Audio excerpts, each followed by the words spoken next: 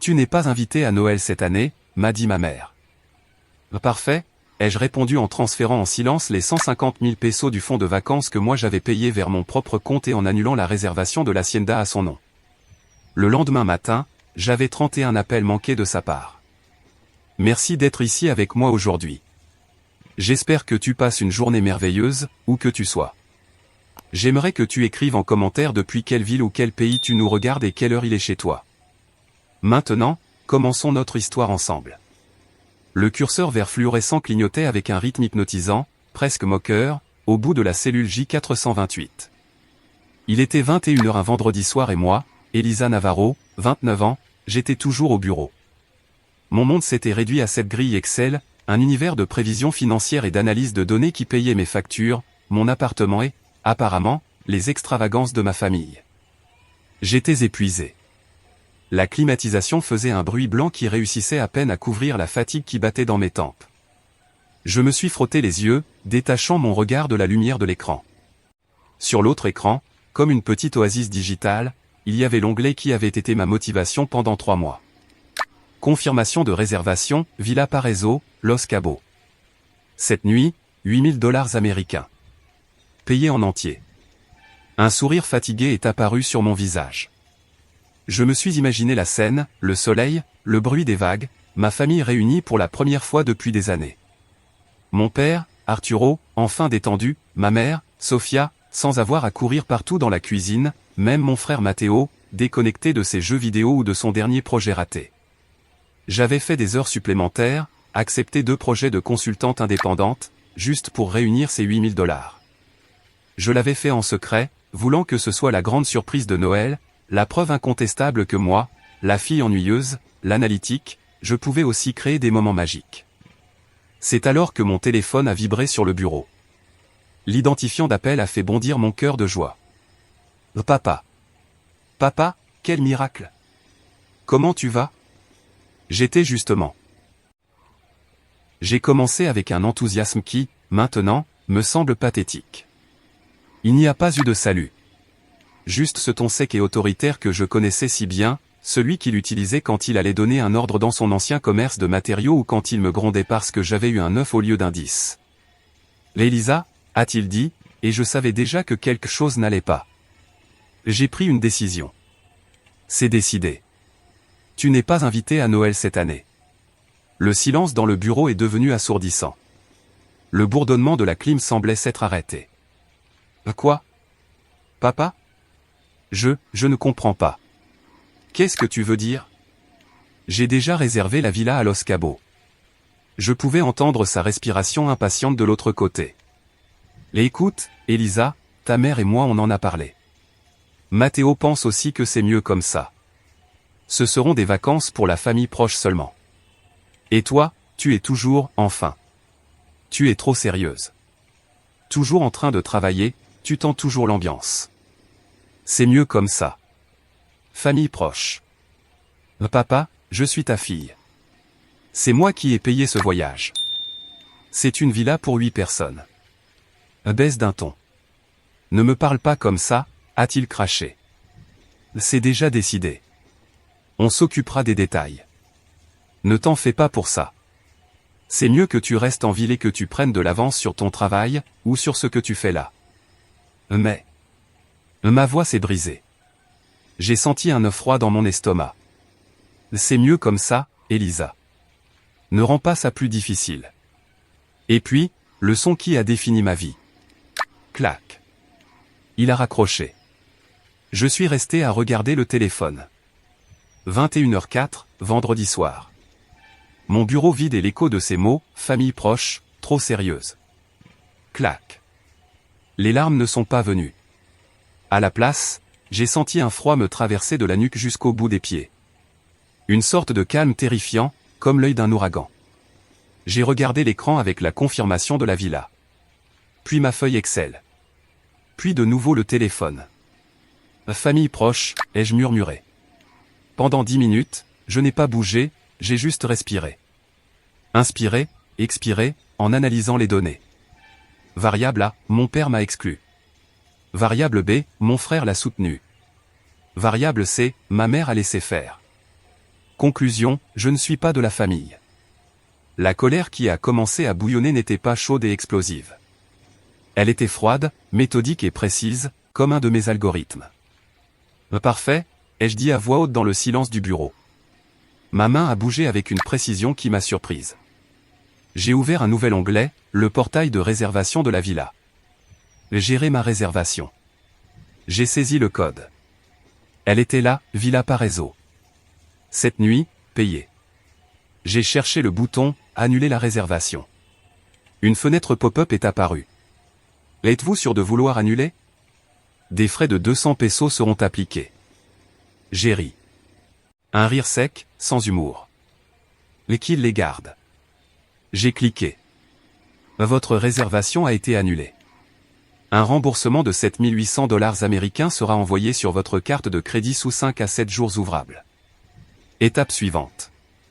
J'ai ouvert mon appli bancaire. J'avais un autre compte, celui que mon père m'avait conseillé d'ouvrir avec lui quand j'avais commencé à bien gagner ma vie, pour les urgences familiales. Il y avait exactement 8000 $ là-dedans, un fonds que j'avais alimenté, séparé de la villa, pour les dépenses du voyage, leurs billets d'avion, la nourriture, les activités. L'argent que je lui avais transféré la semaine précédente pour qu'il s'occupe des billets. Transférer des fonds au compte d'urgence vers compte d'épargne. Montant, 8000 $ américains. J'ai cliqué sur « Confirmer ». Ensuite, j'ai ouvert un nouveau compte d'épargne dans la même appli. Ça m'a pris 30 secondes. Nom du compte, Fonds de Liberté. J'ai transféré les 8000 $ de mon compte d'épargne principal vers ce nouveau compte. Je me suis renversé contre le dossier de ma chaise. Il était 21h25. En 15 minutes, j'avais effacé ma tentative la plus récente et la plus coûteuse d'acheter l'affection de ma famille.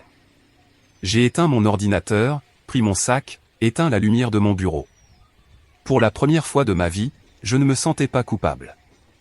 Je ne ressentais pas le besoin d'appeler ma mère pour supplier, pour lui demander ce que j'avais fait de mal. Le fait était clair, l'équation ne fonctionnait pas.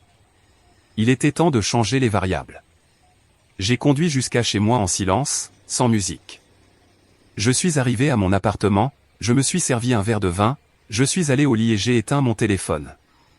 Cette nuit-là, pour la première fois depuis des mois, j'ai dormi 8 heures d'affilée, sans rêve. Je me suis réveillé le samedi avec une sensation étrange. Ce n'était pas vraiment de la paix, mais du vide. Un espace blanc. Le soleil passait à travers mon store, dessinant des lignes de lumière sur la moquette. Mon téléphone était toujours éteint sur la table de nuit, un rectangle noir inerte. Je me suis préparé une tasse de café, le café cher que mon père critiquait toujours. De l'eau sale prétentieuse, comme il disait. De mon temps, le café avait goût de café fort, sans toutes ces conneries. Je me suis assise sur mon petit balcon en sentant l'air frais du matin. Pourquoi ça m'avait autant surprise, ce qui s'était passé la veille? Pourquoi j'avais dépensé 8000 $ pour des gens qui, honnêtement, ne m'avaient jamais traité comme si j'en valais la peine? Je suppose que parce que l'espoir est la dernière chose qui meurt. Ou peut-être que, comme analyste, je refusais d'accepter qu'un schéma était mauvais avant d'avoir épuisé tous les tests possibles. Ma vie avec eux n'était pas une série d'événements heureux. C'était un musée privé de déceptions et de micro-agressions que je visitais en silence. Et, pendant que je buvais mon café, j'ai décidé de faire un tour des principales expositions. Exposition numéro 1, la remise de diplôme. J'avais 22 ans. Je recevais mon diplôme d'ingénieur en système avec mention. La seule femme de ma promo à recevoir les honneurs. L'auditorium était plein, ça sentait le bois verni et le parfum bon marché de la mère du gars assis à côté de moi. Je ne cessais pas de chercher dans le public. Je les ai vus. Ma mère, Sofia, me faisant un signe de la main, un sourire forcé sur le visage. Mon père, Arturo, le front plissé, regardant sa montre. Matteo, mon frère, n'était même pas là. Il avait un truc, m'avait dit ma mère. Quand ils ont prononcé mon nom, Elisa Navarro, summa cum laude, les applaudissements ont été forts. Je me suis levé en sentant le poids du pompon et la chaleur des projecteurs. J'ai cherché mon père. Il était debout, oui, mais dans l'allée, tourné dos à la scène. Il parlait au téléphone. J'ai pu entendre des morceaux de sa voix grave. Je te dis pas de mettre plus de ciment. Ce client est un idiot. Il ne s'est même pas retourné. Au dîner de célébration, dans un restaurant bruyant qu'il avait choisi, il a à peine mentionné mon diplôme. « Oh bon, t'as fini avec ce truc d'ordinateur ?» a-t-il dit en avalant une gorgée de bière. « Maintenant, il faut chercher un bon mari ou au moins un vrai travail dans un bureau de 9 à 5. Toute cette casse-tête pour finir à appuyer sur des boutons. » Je lui ai expliqué que l'ingénierie en système, ce n'était pas juste appuyer sur des boutons, que j'entrais dans un programme de formation dans une société de conseil international. Il a juste soufflé par le nez. Des fantasmes. Le vrai travail, c'est celui qui te fait des ampoules aux mains, comme son commerce de matériaux de construction, qui, à ce moment-là, commençait déjà à aller mal, même s'il ne l'aurait jamais admis. Exposition 2, la voiture de Matteo. Matteo, mon frère, le fils en or. 2 ans de moins que moi, mais traité comme s'il était en cristal. Charismatique, beau, et allergique à l'effort. À son âge, il vivait encore chez mes parents, sautant d'un projet raté à l'autre. Digi, coach sportif, importateur de produits, tendance, de Chine. Il y a 1 an, j'ai reçu un appel hystérique de ma mère. « Ma fille, s'il te plaît, aide-nous. Ton frère a eu un accident. » La panique m'a envahi. « Il va bien ? Qu'est-ce qui s'est passé ? » Oui, il va bien, mais la voiture ? Sa voix est devenue un sanglot. Il a craché la voiture de ton père. La nouvelle voiture. Si ton père la prend, il va le tuer. Elisa, il va le tuer. Ah, comment ça, il a craché ? Il était saoul ? Non, enfin, je ne sais pas. Il dit qu'un poteau lui est sorti devant. Ma fille, tu sais comment il est distrait. On a besoin d'argent pour la réparer avant que ton père ne rentre de son voyage d'affaires. J'ai pris une grande inspiration. Je venais de recevoir ma prime annuelle. Maman, cette voiture est chère. Combien ? 10 000 $. Elisa, s'il te plaît. C'est ton frère. Tu es la seule qui peut nous sauver. On te rembourse, je te jure, dès que Matteo vend ses trucs. Je savais que c'était faux. Je savais que Matteo était probablement bourré ou en train de faire le con. Je savais que cet argent ne reviendrait jamais. Mais les pleurs de ma mère, l'image de mon père explosant de rage. J'ai fait le virement, 10 000 $. Ma prime. Quand je suis rentré pour Noël cette année-là, Matteo ne m'a même pas remercié. Il s'est plaint que le garage avait utilisé un ton de rouge légèrement différent sur la portière. Ma mère m'a prise dans la cuisine et a murmuré. « Merci, ma fille. Tu as sauvé la paix de cette famille. » Exposition 3, l'avertissement de Daniela. Il y a 1 mois, je prenais un café avec Daniela, ma meilleure amie et collègue. Elle est tout ce que je ne suis pas, direct, sans filtre, avec un détecteur de conneries infaillible. Et donc, je pense à une villa à Los Cabos. 8 000 la semaine, mais il y a une piscine privée, un chef. Je crois que c'est ce qu'il nous faut pour nous reconnecter, lui ai-je dit en lui montrant les photos sur mon téléphone. Daniela a reposé sa tasse de café sur la table avec un petit coup sec. Elisa, sérieux, tu t'entends ? 8 000 pour eux. Ce n'est pas pour eux, Dani. C'est pour nous, comme famille.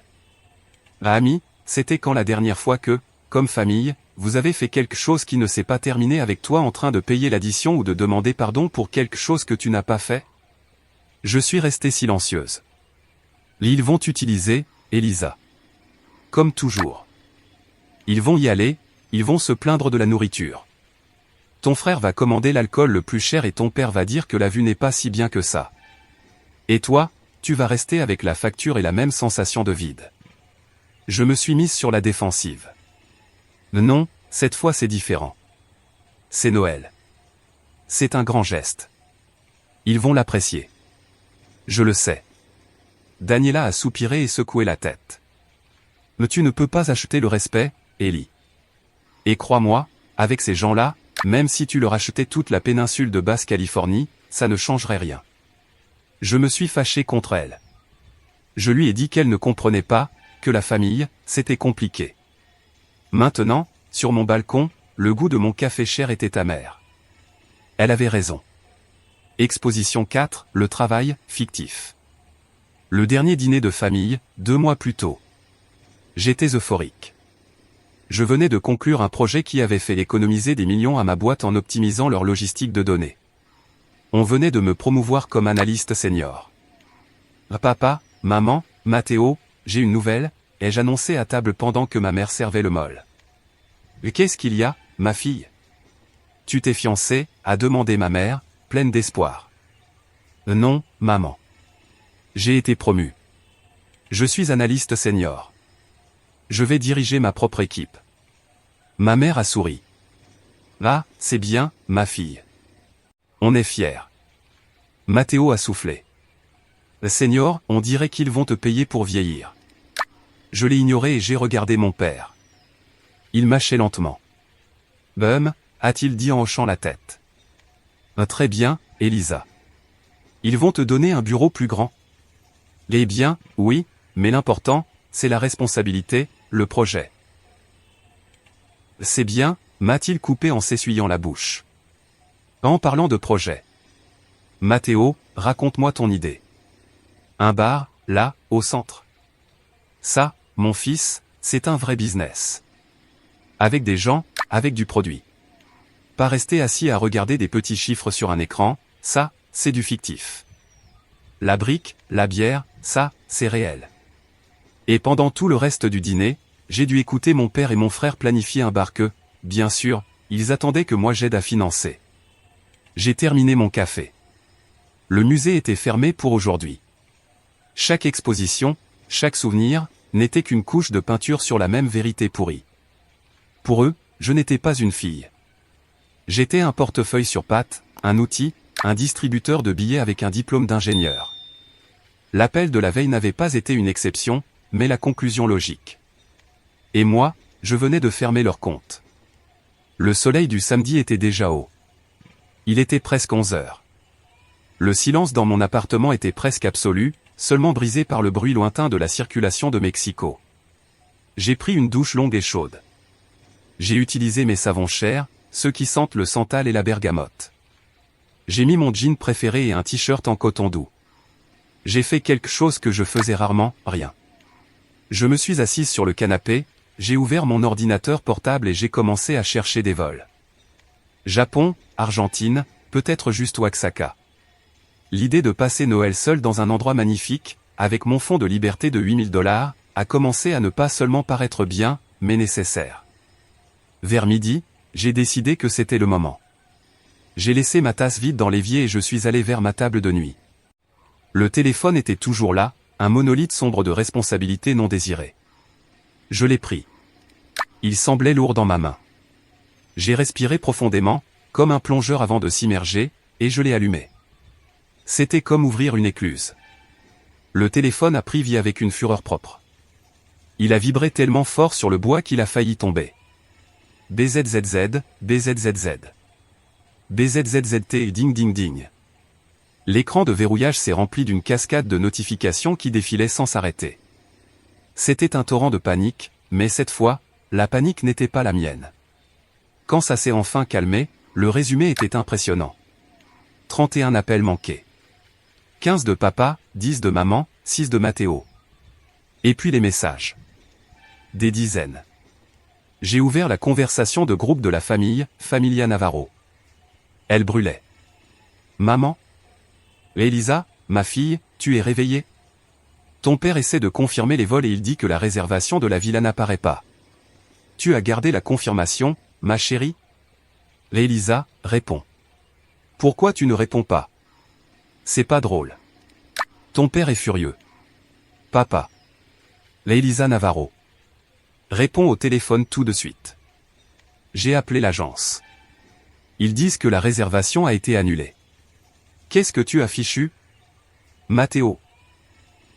Ellie, sérieusement, c'est quoi le délire? Arrête de faire ton cinéma. Papa va exploser. Règle ça. Maman? Ma fille, par pitié, ton père crie. Il dit que l'argent que tu lui as donné pour les vols a aussi disparu du compte. Qu'est-ce qui se passe? Papa.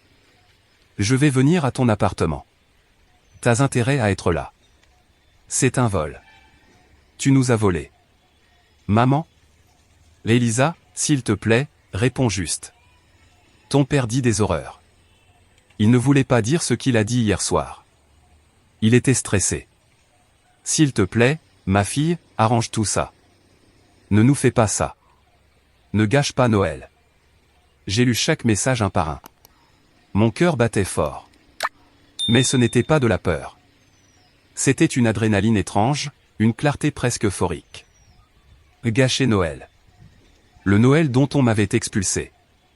Le Noël que moi je payais.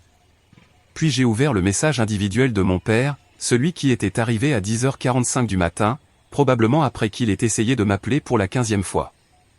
C'était ce message qui changeait tout, celui qui brisait la dernière chaîne de doute que j'aurais pu avoir. Papa. Elisa, je ne sais pas à quel jeu tu joues, mais c'est terminé.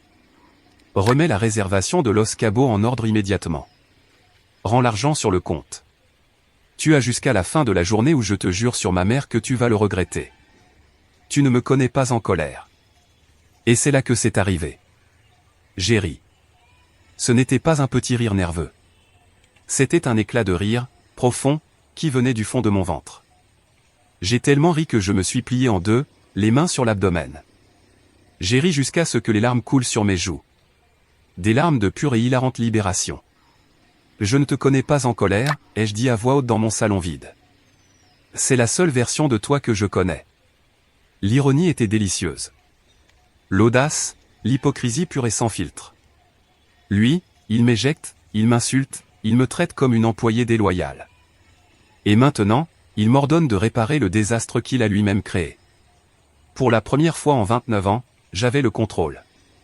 Le pouvoir n'était pas dans ses cris ni dans ses menaces. Il était dans mon silence. Dans mon compte en banque. Dans ma capacité à dire non. Il croyait que j'étais son employé, son assistante, son distributeur automatique. Ce qu'il n'avait pas compris, ce qu'il n'avait jamais compris, c'est que j'étais l'analyste senior, et que je venais d'analyser son modèle de business familial. Je l'avais trouvé défaillant. Et j'avais liquidé mes actifs. Le téléphone s'est remis à sonner dans ma main. Papa. J'ai regardé l'écran vibrer, la photo de profil que je lui avais mise à un anniversaire où il semblait presque sourire. Avec une calme absolue, j'ai appuyé sur le bouton rouge, rejeter l'appel. Puis j'ai ouvert mes contacts. Papa, modifier, bloquer ce contact. Confirmer. Maman, bloquer ce contact. Confirmer. Mathéo, bloquer ce contact. Confirmer. J'ai senti un soulagement physique instantané, comme si j'avais enlevé un corset qui me compressait la poitrine depuis des décennies. Mon téléphone est resté silencieux. Voilà, ai-je dit. C'est réglé. Je me suis servi un verre d'eau. Mon rire s'était calmé, mais le sourire restait. Ça allait être un Noël intéressant, finalement.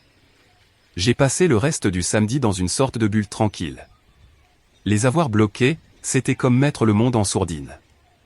J'ai regardé un film, commandé de la nourriture thaï épicée, et j'ai commencé à chercher sérieusement mon voyage au Japon. Les photos des temples de Kyoto en hiver avaient l'air magiques. J'étais sur le point de réserver un hôtel quand mon téléphone a vibré. Mon cœur a fait un bond. Pendant une seconde, la panique conditionnée est revenue. Ah, comment? Ils ont un autre numéro? Mais non. C'était ma tante Clara.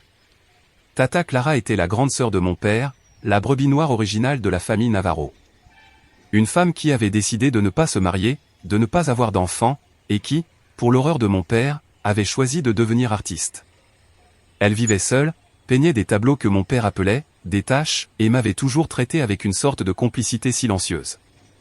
C'était la seule de la famille qui me demandait comment allait mon travail et qui écoutait la réponse. Notre relation était cordiale, mais distante. Arturo s'était chargé de l'éloigner en disant que c'était une mauvaise influence. On se parlait rarement. Un appel d'elle était un événement.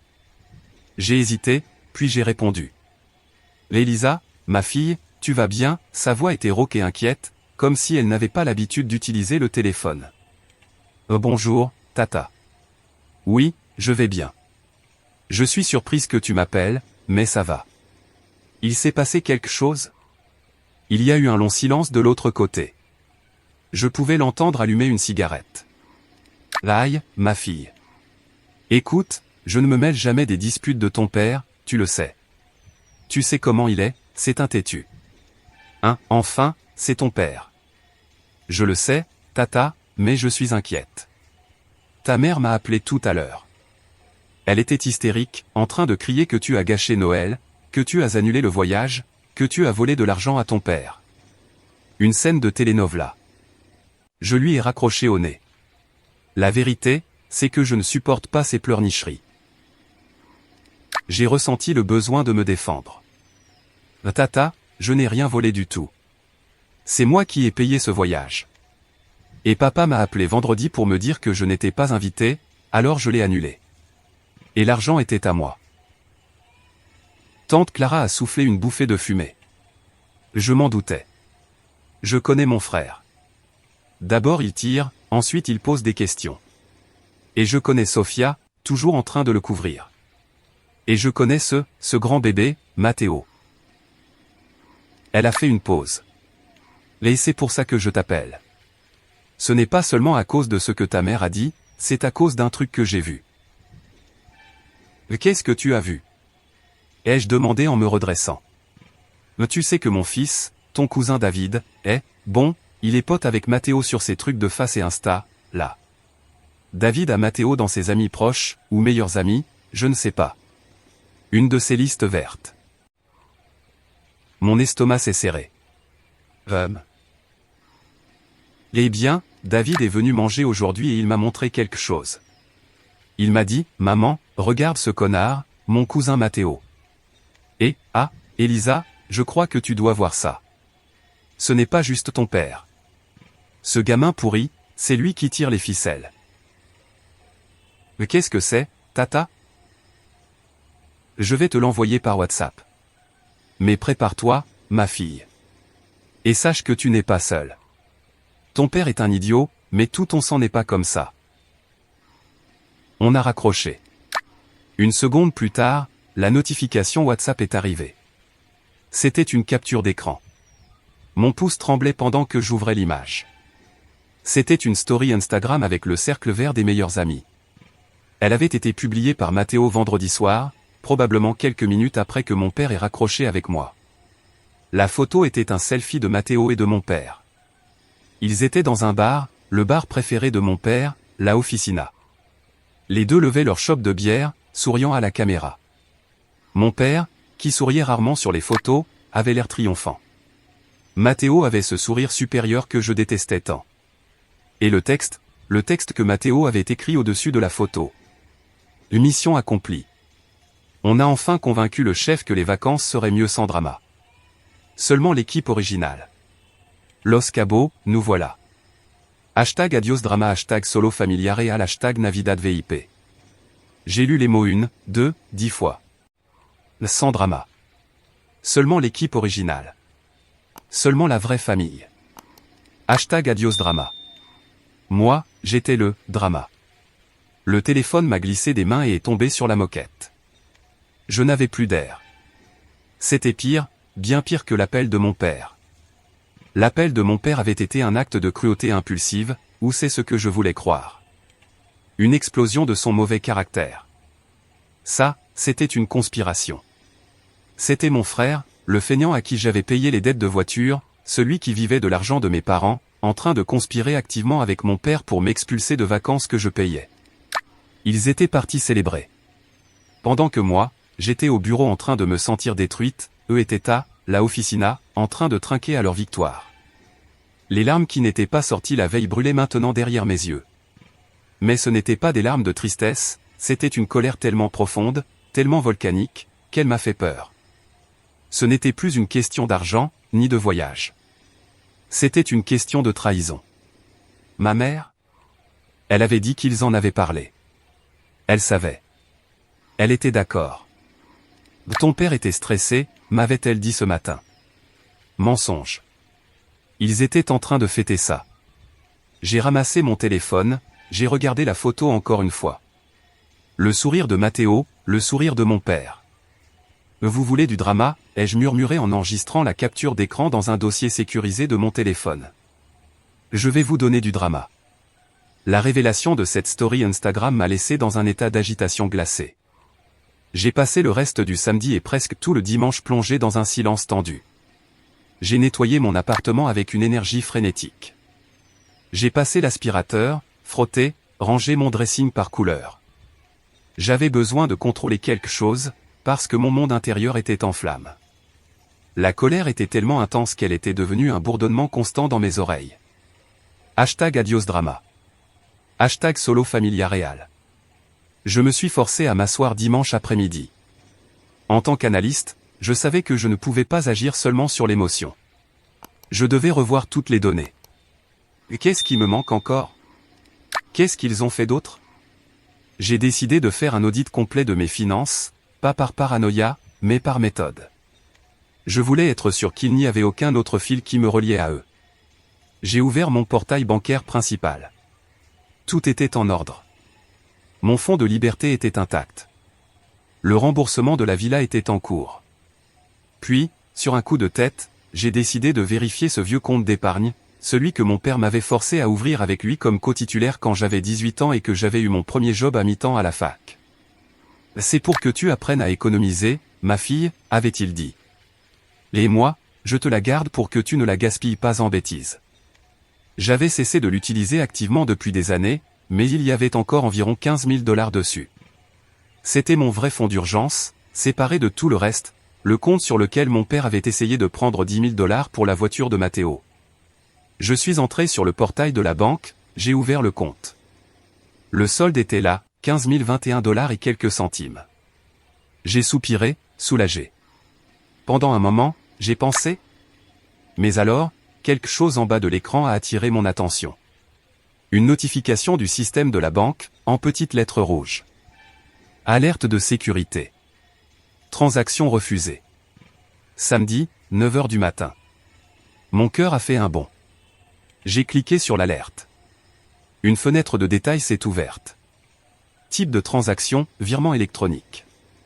Compte d'origine, compte d'épargne. Compte de destination, compte tiers. Montant demandé, 10 000 $ américains. Statut, refusé. Motif, fonds insuffisants sur le compte d'origine. Je suis resté à regarder l'écran. Samedi, 9 h du matin.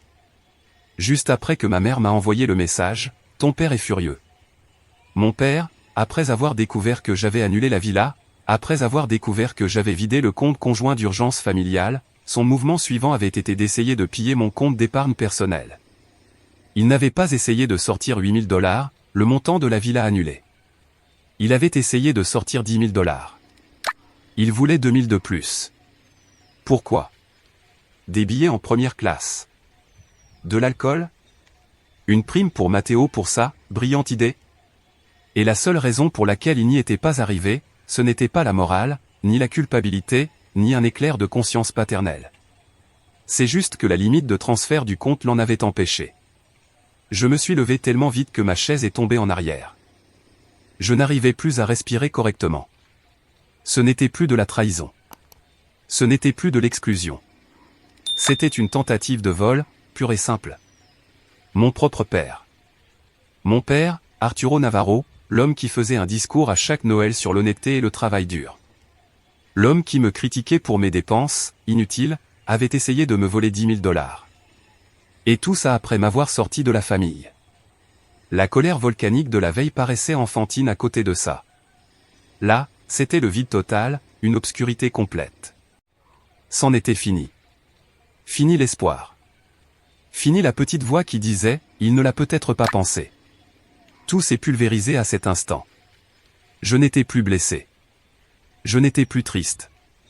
J'étais en guerre. Et si mon travail m'avait appris quelque chose, c'était à être méthodique, implacable et à ne laisser aucun détail de côté. J'ai pris mon téléphone. Ma main ne tremblait plus.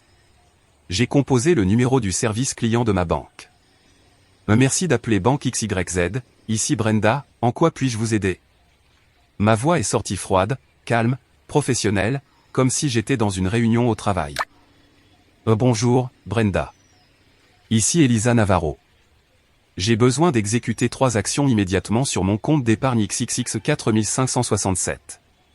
Premièrement, je veux geler toutes les transactions sortantes, avec effet immédiat.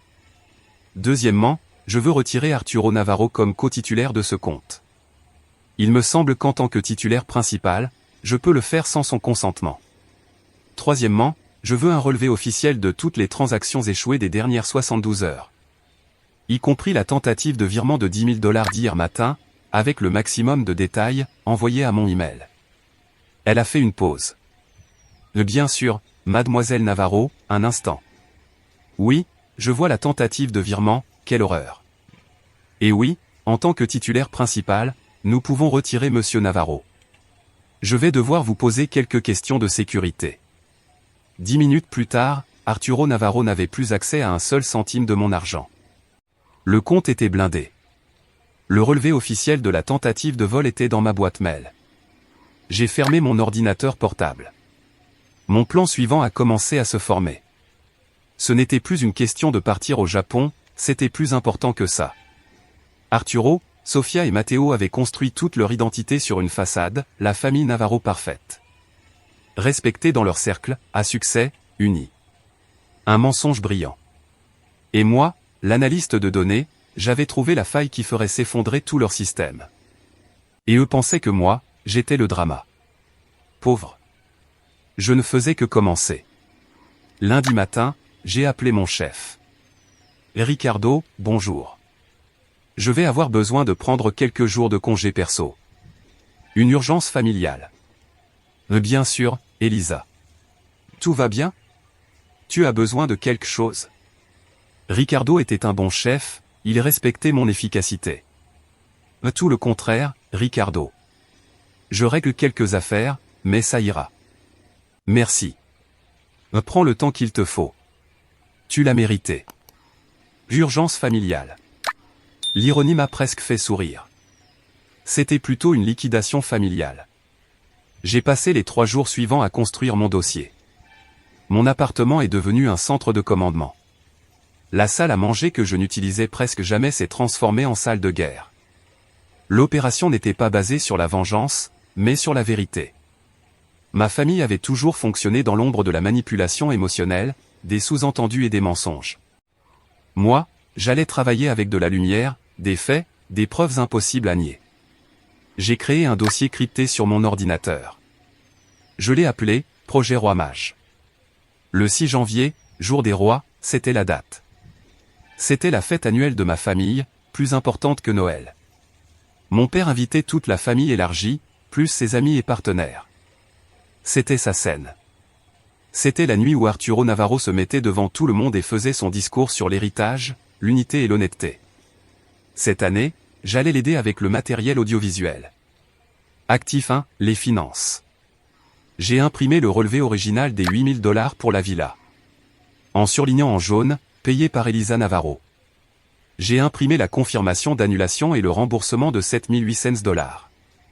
J'ai imprimé le relevé du compte d'urgence montrant le virement de 8 000 $ vers mon père, puis le virement de 8 000 $ sortant de ce compte vendredi soir. Et la pièce centrale. J'ai imprimé en haute qualité l'email officiel de la banque avec le registre de la tentative de virement refusé de 10 000 $. J'ai surligné en rouge la date et l'heure, samedi, 9 h. Actif 2, la conspiration. J'ai imprimé sur du papier photo la capture de la story Instagram de Matteo. Le visage souriant de mon père et de mon frère qui trinque. J'ai surligné le texte. L'hashtag Adios Drama hashtag Solo Familiare à l'hashtag Navidad VIP.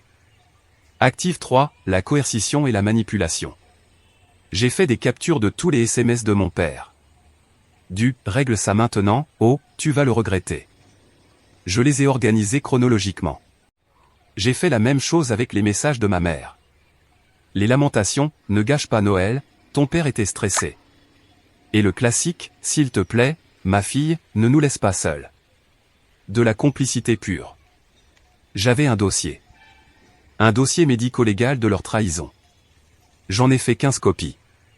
15 enveloppes craft épaisses. Chacune contenait exactement le même paquet de preuves. Mercredi après-midi, j'ai appelé Daniela. J'ai besoin d'un service, lui ai-je dit. Et c'est un gros. Elle est arrivée chez moi ce soir-là avec une bouteille de vin rouge. Elle a vu les 15 enveloppes empilées sur ma table de salle à manger. Oh mon Dieu, Elisa, a-t-elle dit, les yeux grands ouverts. C'est quoi, ça? Des preuves pour un procès, quelque chose comme ça, ai-je répondu. Je lui ai servi un verre de vin, et pour la première fois, je lui ai raconté tout. Depuis l'appel du vendredi jusqu'à la tentative de vol des 10 000 $. Daniela a écouté en silence. Son visage est passé de l'incrédulité à l'indignation. Quand j'ai terminé, elle a posé son verre sur la table. « Le fils de pute », a-t-elle murmuré. « Excuse le mot, Ellie, mais, fils de la chingada. Ils ont essayé de te voler. Ce qui les a arrêtés, c'est juste la limite de transfert, ai-je dit avec un calme qui me surprenait moi-même. « Et tu vas faire quoi avec tout ça ?» a-t-elle demandé en désignant les enveloppes. Le 6 janvier. À la fête des rois de mon père. Daniela m'a regardé. Un lent sourire est apparu sur son visage. Ami, tu vas lâcher une bombe nucléaire à cette fête? C'est eux qui ont fabriqué la bombe, Dani. Moi, je vais juste appuyer sur le bouton. Qu'est-ce que tu as besoin que je fasse? A-t-elle demandé d'une voix ferme. J'ai besoin d'un témoin. Et de quelqu'un qui viendra me récupérer si ça tourne mal. Tu peux être dans ta voiture à 22 h, devant la maison. Je serai dans ma voiture à 21 h 30. Et je ne vais pas entrer. Je ne me fais pas confiance pour ne pas casser cette bouteille de vin sur la tête de ton frère. On est resté en silence un moment. Mais tu es sûr de toi, Ellie? A-t-elle demandé doucement. Une fois que tu fais ça, il n'y a plus de retour en arrière. Jamais. J'ai regardé les enveloppes. J'ai pensé à la remise de diplôme, à la voiture de Matteo, au sourire de mon père sur cette photo, aux 10 000 $. Le Daniela, ai-je répondu en prenant une gorgée de vin. Ils ont passé le point de non-retour vendredi soir. Moi, je fais juste mettre à jour le statut dans le système. Elle a levé son verre. À l'analyste senior qui va tous les éclater. On a trinqué. Les dés étaient jetés. Le 6 janvier est arrivé. Le jour des rois. J'ai passé la matinée dans un état de calme étrange. J'ai fait presque du yoga, j'ai médité, je me suis préparé un petit déjeuner sain. Mon téléphone était resté complètement silencieux pendant des jours. Cette sensation de paix était addictive. Pour la fête, j'ai choisi ma tenue avec autant de soin que j'avais préparé mes dossiers. Je ne voulais pas avoir l'air d'une victime. Je ne voulais pas avoir l'air en colère. Je voulais avoir l'air de ce que j'étais, une professionnelle qui s'apprête à conclure un deal très défavorable, pour eux. J'ai mis une robe tailleur noire, impeccable, des talons bas mais stables. Mes cheveux, que je portais d'habitude en queue de cheval décoiffée, je les ai lissés et laissés tomber sur mes épaules. Maquillage minimal, juste un rouge à lèvres rouge. Je me suis regardé dans le miroir. Je ne reconnaissais plus l'Elisa qui suppliait pour un peu d'attention. Cette femme avait l'air redoutable. J'ai mis les 15 enveloppes dans un porte-documents en cuir noir que j'utilisais pour les réunions importantes. À 20 h 30, je suis sorti de mon appartement.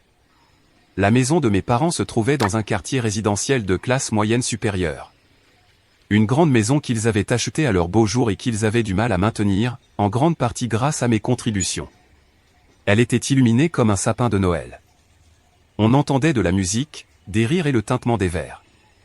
L'odeur du punch et du bacalao flottait dans l'air froid de la nuit. J'ai garé ma voiture à 2 rues de là et j'ai marché. Daniela m'a envoyé un message. Je suis au coin, prête. Défonce-les, ami.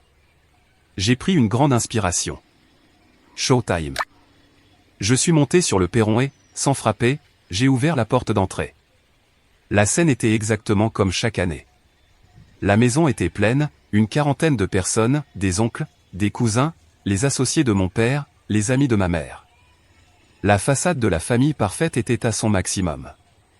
Mon entrée a provoqué un silence qui s'est répandu comme une onde. La musique continuait, mais les conversations se sont éteintes. Ma mère, Sophia, a été la première à me voir. Elle portait une robe rouge brillante et un plateau de canapé. Le plateau a glissé de ses mains et s'est écrasé sur le sol en marbre. « Dio !» a-t-elle crié, plus à cause de ma présence que des assiettes cassées. « Elisa !» a-t-elle murmuré, le visage blanc comme la cire. « Qu'est-ce que tu fais ici ?» J'ai ignoré les domestiques qui se précipitaient pour nettoyer. « Bonsoir, maman », ai-je dit. Ma voix était tranquille et claire, résonnant dans le silence. Je suis venu à la fête des rois. C'est une fête de famille, non? De l'autre côté du salon, j'ai vu Matteo. Comme d'habitude, il essayait de séduire des cousines éloignées. Il s'est figé en me voyant. Son sourire de tombeur a disparu pour laisser place à une grimace de mépris. « Qu'est-ce qu'elle fout ici ?» l'ai-je entendu murmurer. Et alors mon père est apparu. Arturo est sorti de son bureau avec un verre de whisky à la main, alerté par le bruit, ou le silence. Il m'a vu. Son visage, normalement rouge à cause de l'alcool et de l'ego, est devenu d'un rouge plus sombre, presque violet. La colère était palpable.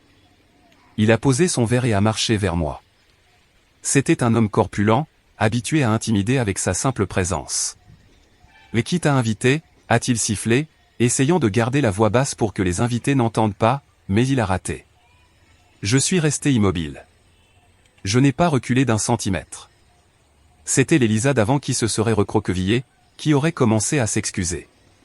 Mais l'Elisa d'aujourd'hui, l'analyste senior, l'a regardé droit dans les yeux sans cligner. « Je n'ai pas besoin d'invitation pour venir dans la maison de mes parents, papa, ai-je dit. » Ma voix était tout aussi basse, mais dure comme l'acier. Les règles ont changé, non? Cette fête aussi, c'est seulement pour la vraie famille. J'ai utilisé ses propres mots. J'ai vu une lueur de surprise dans ses yeux, suivie d'une colère encore plus profonde. Il ne s'attendait pas à de la résistance. « Tu es en train de faire une erreur, Elisa » m'a-t-il menacé. La seule erreur serait de continuer à faire semblant, ai-je répondu. On est resté face à face quelques secondes qui ont semblé une éternité. Lui, gonflé de rage. Moi, immobile. Puis il a rompu le contact visuel. Il a regardé par-dessus mon épaule vers ses invités, qui commençaient à murmurer. Il a compris qu'il était en train de faire une scène. Il a détourné le regard. C'était une petite victoire, mais c'était la première. « Fais ce que tu veux », a-t-il grogné en se retournant. « Mais si tu gâches ma fête, tu vas t'en repentir. »« Ne t'inquiète pas », ai-je dit dans son dos. « Je ne suis pas venu pour la gâcher. Je suis venu pour l'améliorer. » Avec un peu de transparence. Il ne s'est pas retourné. J'ai avancé dans le salon. La musique a repris maladroitement. Les gens ont recommencé à parler, mais maintenant, tout le monde me regardait du coin de l'œil. J'ai vu ma tante Clara dans un coin, m'observant avec un demi-sourire. Elle m'a fait un clin d'œil. J'ai pris un verre de vin sur un plateau qui passait et j'ai attendu. J'ai attendu que mon père, comme une horloge, se prépare pour son grand moment, le discours. La tension dans la salle était si épaisse qu'on aurait pu la couper avec un couteau à gâteau. Pendant l'heure suivante, je me suis déplacé parmi les gens comme un fantôme. Quelques cousins m'ont salué nerveusement, d'autres ont détourné le regard. Ma mère courait partout, évitant mon côté, s'assurant que personne n'ait le verre vide, son sourire plus tendu que la corde d'un violon. Matteo s'est enfermé dans la cuisine avec ses amis, probablement en train de se plaindre de moi. Mon père, lui, buvait plus que d'habitude, me lançant des regards assassins depuis l'autre côté de la pièce. Il essayait de rassembler son courage pour sa grande performance. Enfin, vers 22 heures, il a pris un couteau et frappé doucement sa coupe de vin. Le tintement familier a fait taire la salle. « Ma famille, amis » a-t-il commencé avec une voix forcée, pleine de cette fausse jovialité d'hôte. Il s'est placé près de la cheminée, à l'endroit où il faisait toujours ses discours. « Merci, merci à tous d'être venus. Encore une année, nous voilà réunis dans la maison Navarro. Et quand je vois vos visages, je pense à ce qui compte vraiment dans cette vie. Ce ne sont pas les affaires, ce ne sont pas les maisons. » Ironique, ai-je pensé en serrant mon porte-document. C'est la famille, a-t-il continué en levant sa coupe. La famille est le pilier, c'est l'héritage. Dans cette famille, nous sommes fiers de deux choses. L'honnêteté et l'unité. Nous avons eu des hauts et des bas comme tout le monde. Mais nous avançons toujours parce que nous faisons front uni. Parce que nous nous protégeons les uns les autres, parce que le sang passe avant tout. Les gens hochaient la tête. Certains applaudissaient doucement. Ma mère le regardait avec adoration. Matteo était sorti de la cuisine et souriait avec arrogance depuis la porte. C'était la scène parfaite d'un mensonge parfait. C'était mon moment. Que de belles paroles, papa, ai-je dit. Ma voix a coupé le silence qui a suivi le toast. Je n'ai pas crié. J'ai parlé avec la même clarté que lorsque je présente un rapport trimestriel. 40 têtes se sont tournées vers moi en même temps. Mon père s'est figé. Son sourire s'est effacé. Elisa, ce n'est pas le moment. On est en train de célébrer.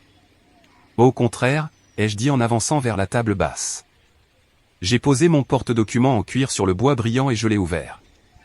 Je crois que c'est le moment parfait pour célébrer ces valeurs dont tu parles, l'honnêteté et l'unité.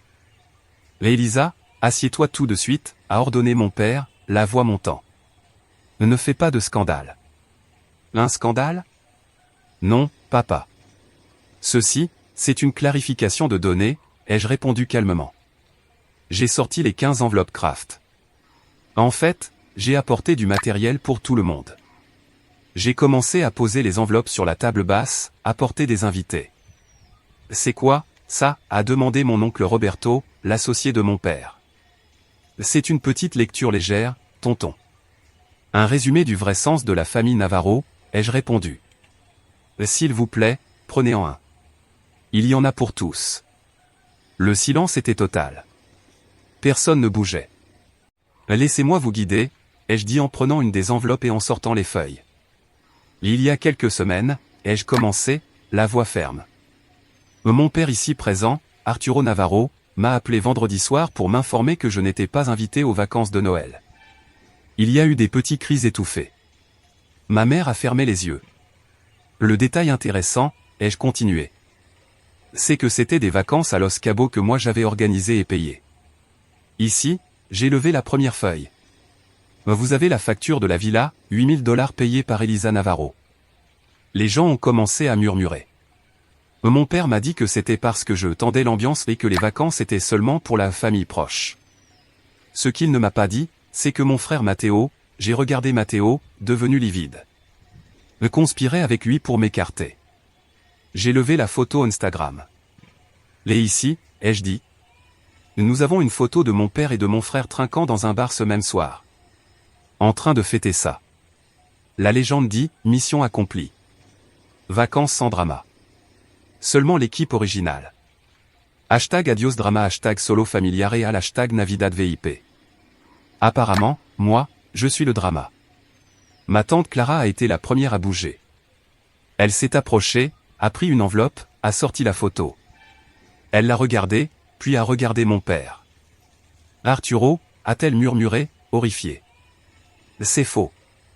C'est photoshopé, a crié Matteo depuis la cuisine. Les données ne mentent pas, Matteo, ai-je répondu froidement. Mais attendez, c'est encore mieux. Parce qu'après m'avoir éjecté de mes propres vacances, ma famille a décidé qu'elle avait quand même besoin de mon argent pour y aller. J'ai levé la dernière feuille, la plus importante. Samedi matin, après que j'ai annulé la villa et récupéré mon argent, j'ai reçu cette alerte de ma banque. C'est une tentative de virement refusé de $10 000 depuis mon compte d'épargne personnelle. Initié par le co-titulaire, mon père, Arturo Navarro. La salle a explosé. Quoi? Arturo? Non, mon Dieu. C'est de la calomnie, a rugi mon père en se jetant vers moi. Mais mon oncle Roberto l'a retenu. Ce n'est pas de la calomnie si c'est vrai, ai-je crié. Ma voix montant pour la première fois. Ici, il y a le registre de la banque. Tu as essayé de me voler, papa. Après m'avoir jeté dehors. Et toi, j'ai pointé ma mère, qui pleurait, inconsolable. Tu savais tout. Tu m'as appelé pour me dire qu'il était stressé. Pendant qu'il essayait de vider mon compte. Ma tante Clara a levé la feuille de la banque pour que tout le monde puisse voir. C'est vrai. C'est écrit ici. Tentative de transfert de $10 000. La façade s'est brisée. Les invités regardaient mon père non plus avec respect, mais avec horreur et dégoût. Ses associés avaient l'air particulièrement écœurés. L'honnêteté d'Arturo Navarro était un mensonge. Matteo a essayé de parler, mais ses mots ont été noyés par les exclamations. Sofia ne faisait que pleurer. Elisa, comment tu as pu nous faire ça? Tu as détruit la famille, sanglotait-elle. Moi je l'ai détruite, ai-je répondu, la voix pleine de 29 ans d'incrédulité. Je n'ai fait qu'allumer la lumière. C'est vous qui pourrissez dans le noir depuis des années. Mon père me regardait avec une haine que je n'avais jamais vue. Mais ça ne comptait plus. Il n'avait plus de pouvoir sur moi. J'ai regardé la foule. C'est tout. Profitez de votre fête. Maintenant vous connaissez la vérité. Si tu es encore là, s'il te plaît, aide-moi en mettant un like à la vidéo. Et en écrivant le chiffre 1 en bas. Comme ça, je saurai que tu as liké et que tu m'accompagnes sur ce chemin. Ton soutien m'aide énormément. Écris le numéro 1 et écoute-moi pendant que je continue mon histoire. Ma tante Clara m'a regardé avec un mélange de fierté et de tristesse. « Arturo » a-t-elle dit, sa voix résonnant dans la salle redevenue silencieuse. « Qu'est-ce que tu es devenu ? Essayer de voler ta propre fille. » Mon père n'a pas su quoi répondre. Il est resté là, la bouche ouverte, vaincu. Le silence qui a suivi la question de ma tante Clara était lourd, dense, rempli de jugement. Personne ne regardait mon père, ma mère ou mon frère avec compassion. On les regardait comme des étrangers. Comme si le masque était tombé et que ce qu'il y avait en dessous était monstrueux. J'avais dit ce que j'avais à dire. L'analyste avait présenté son rapport. Les données étaient sur la table. Je me suis redressé. Mon cœur battait fort, mais mes mains étaient stables.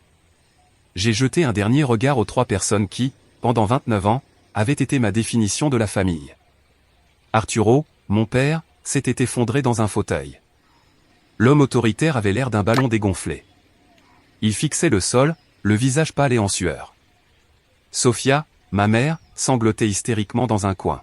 « Ma famille, répétait-elle comme un disque rayé.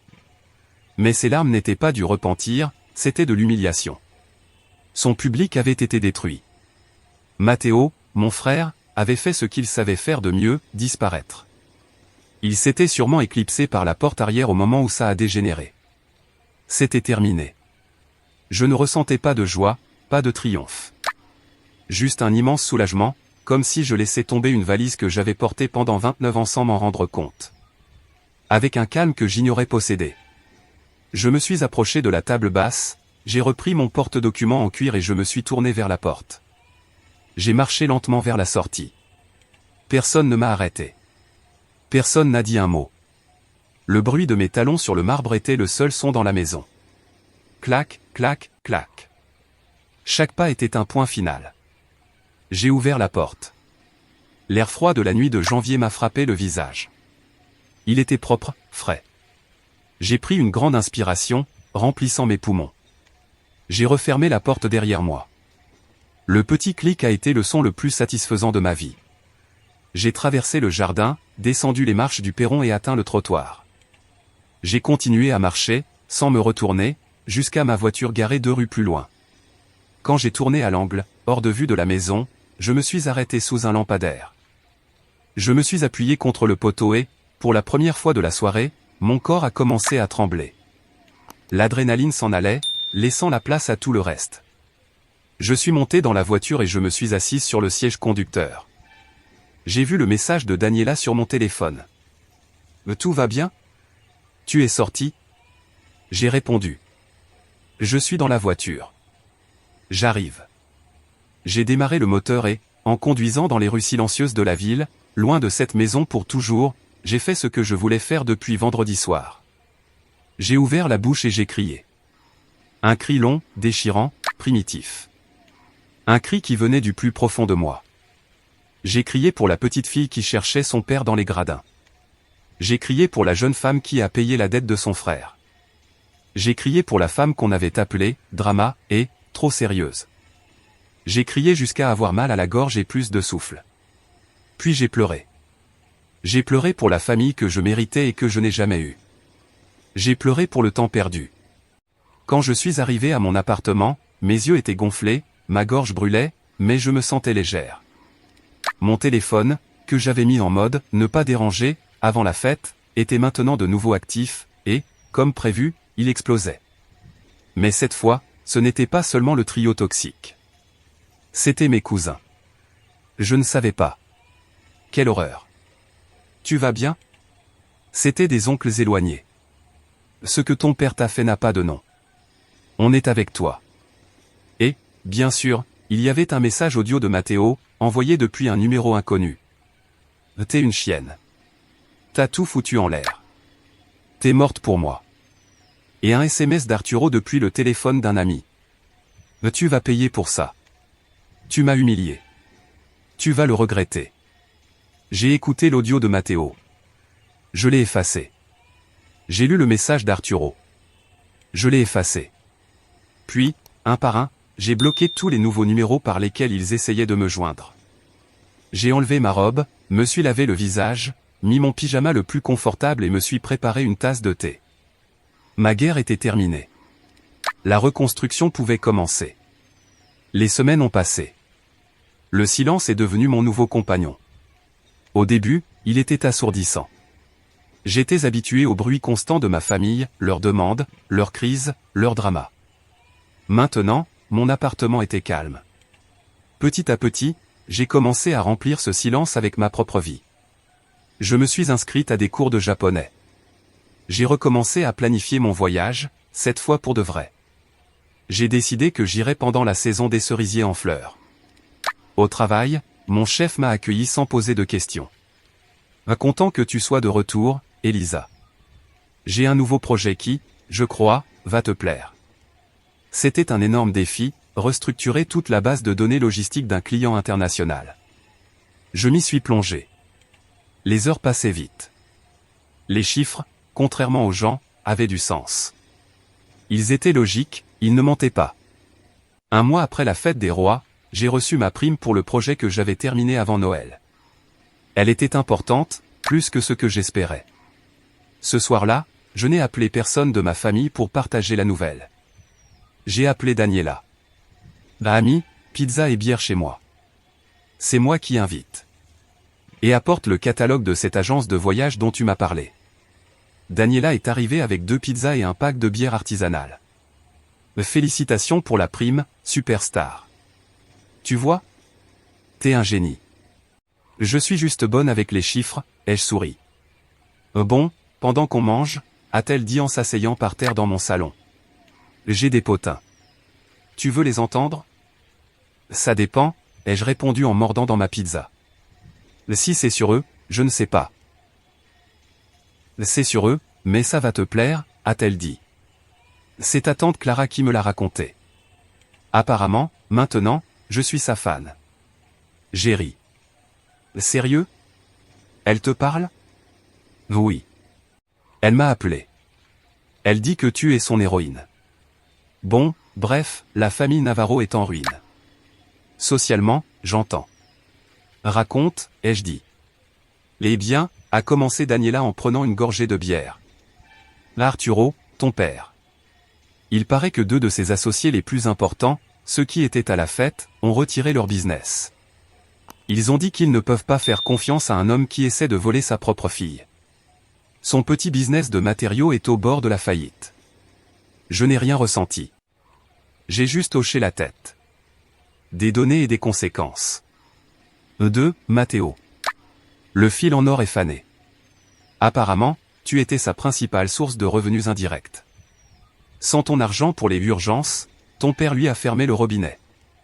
Il a dû vendre sa voiture, et ta tante Clara dit qu'elle l'a vu, déposer des CV dans un Starbucks. Là, j'ai vraiment ri. Ça, c'est un plot twist. Les 3, Sophia, ta mère. Apparemment, aucune de ses amies ne lui répond au téléphone.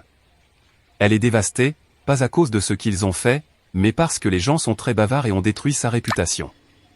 On a fini la pizza en riant, non pas par cruauté, mais devant l'absurdité de tout ça.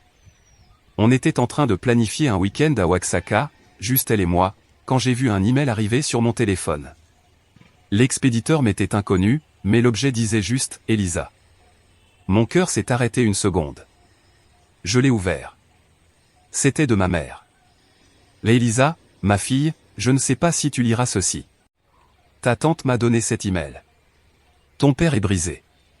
Tu as détruit tout ce que nous avons construit. Ton frère n'a pas de travail. Nos amis ne viennent plus nous voir. Je ne comprends pas comment tu as pu être si cruel. Comment tu as pu nous humilier comme ça devant tout le monde? Après tout ce que nous avons fait pour toi, après t'avoir élevé, t'avoir donné un toit. Je ne comprends pas ta haine.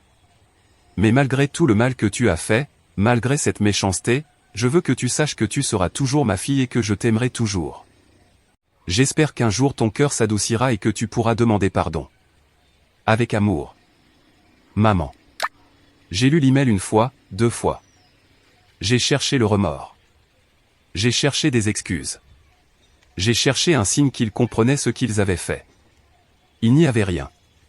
Pas un mot sur l'exclusion. Pas un mot sur la tentative de vol. Seulement de la culpabilisation, du victimisme. Et encore une demande, que moi, je demande pardon. J'ai regardé Daniela, qui m'observait sans rien dire. Sans un mot, j'ai sélectionné l'email. J'ai trouvé l'option « Bloquer cet expéditeur » et « Marquer comme spam ». J'ai cliqué. « Ça va ?» m'a demandé Dani. J'ai regardé par la fenêtre du balcon. Les lumières de la ville brillaient. Mon appartement était silencieux, mais ce n'était plus un silence vide. C'était un silence plein de paix, plein de possibilités. Je vais mieux que bien, Dani, ai-je souri en prenant la dernière bière. Je suis libre. Cette année-là, il n'y a pas eu de villa à Los Cabos. J'ai passé le Noël suivant avec Daniela et sa famille, en mangeant des tamales et en riant jusqu'à avoir mal au ventre. Mon père ne m'a jamais poursuivi en justice. Ma tante Clara a dit que son avocat l'en avait dissuadé. Les preuves bancaires l'auraient détruit au tribunal.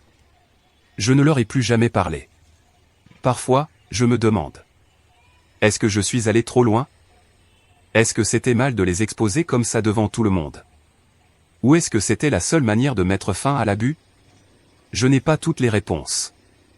Mais je sais une chose.